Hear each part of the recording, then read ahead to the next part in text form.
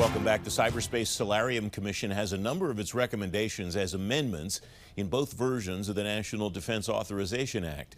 The commission also has new recommendations for the Office of Personnel Management about hiring reforms for the cyber workforce. Ron Marks is president of ZPN National Security and Cyber Strategies, a former CIA official and former intelligence advisor to two Senate Majority Leaders. Ron, welcome back. Thanks for coming on. I imagine the lift for cyber policy changes in Congress doesn't get any easier with the passing of Justice Ginsburg and the furor about replacing her on the Supreme Court. Is it possible for something to happen cyber-wise between now and the adjournment of Congress? Yeah, a friend of mine recently said if 2020 were a movie, we would have walked out by now. I think certainly for cyber at this point, there's a whole witch's brew here now, not just the replacement of a Supreme Court justice, but putting together a continuing resolution. As you know, we're going to run out here by 1 October. That's not been developed yet. We're sitting on 21 September right now. We're talking about trying to get some form of NDAA passed in December. So says Mac Thornberry, who should know, who's House Armed Services Committee chair, as you know. I think it's going to be hard.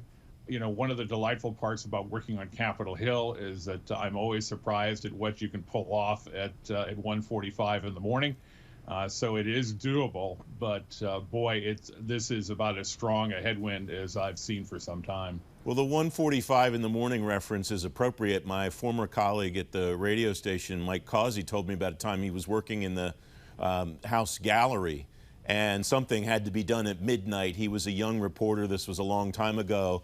And he said, well, to one of his colleagues, I'm going to go write the story about how this didn't happen. And the colleague said, no, just wait. And the sergeant-at-arms came out, opened the face of the clock, and moved it back 10 minutes to give the negotiators 10 more minutes to do whatever they needed to do. Those kinds of things are possible, and I imagine it's helpful that some of these cyber policy issues are included in the NDAA, which has passed for, I think, 59 years in a row. I think this would be the 60th one if it passes this year. Yeah, you really don't fool around with the NDA. I've seen people fool around with the intelligence bill. There was a period of time, I think, for 6 years when it wasn't passed. Lord knows, Foreign Relations Committee, the foreign affairs bills have been, it's been really a monument to political delay of one form or other, 12, 13 years at one point. So the NDA does come through. They still really have to sit down in conference. I mean, there are some differences here. They've certainly voted out of House and Senate strong veto-proof numbers.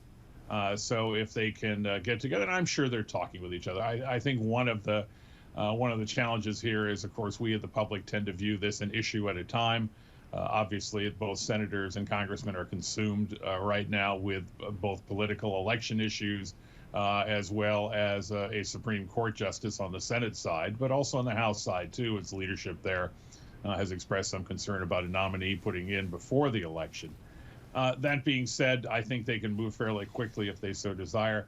National defense, $745 billion is almost half of the discretionary budget of the U.S. I don't think you really want to fool around with that. So I'm somewhat optimistic, which is against my nature, that we will actually see some of these proposals put forward. We will see who is sworn in on January 20th. 2021, in part because I think that will make a difference in terms of, for instance, the cyber director. The Biden people appear to be more open at this point. Now, keep in mind we're in the middle of the campaign and they've got other issues at hand. But the teams that are working on that issue seem to be very open to the Cyber Solarium Commission recommendations. Trump administration, I think it's been a bit of a mixed bag. No executive branch likes to be told by the legislative branch what to do. But that cyber director, I think, is still a crucial part of this. And if anybody can get that thing through, then I think we have a nice start in cyber world to 2021. We just have a couple of minutes left, Ron, and I want to shift gears in the time that we have remaining. We had a brief exchange over the weekend about a Yahoo News story, a fascinating story about an undercover operation by the CIA in 2008, spy operation against China that went bad. And you wrote in response to that, I have 4 friends who have stars on the wall, more dangerous now than during the Cold War. Why so? Well, this is a very different time. During the Cold War, there was almost, and the later Cold War, this would have been the 60s, 70s, and early 80s. There was almost a gamesmanship to it. Part of it was, Russia's a nation state, and so they had a Ministry of Defense, we had a Defense Department, that kind of thing. But there was a bit of a game to it. If something fouled up, you were thrown out of the country. You were PNG, persona non grata.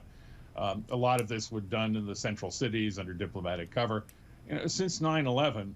The number of stars, the number of people who have been killed, represented stars on the wall at CIA, has more than doubled. In fact, it's come to the point now where my understanding is there's some discussion about where they're going to put more stars. Terrorism, more dangerous efforts now. I think we're heading in, whether we like it or not, into a Cold War type situation with China. They're spying on us, we're spying on them. They're using people in the U.S. We're trying to do some things, I'm sure, there as well. I anticipate that it will continue to be more dangerous. Cover is more difficult than it used to be because of the internet, because of our ability to trace information. One of the reasons I was particularly concerned over the OPM leak was that we're all part of OPM, and the Chinese can certainly sort through that pile of names to determine who's going where and under what circumstances and for whom they work. So I pray for those there, but I also know that it is a place that is driven, as is the military, and there are many other places that you know and I know about in the government, by duty and honor and country. And I think those people are more than up to the task, but it is, again, a much more dangerous task than ever before. Ron Marks, thanks very much as always. You're welcome, Francis.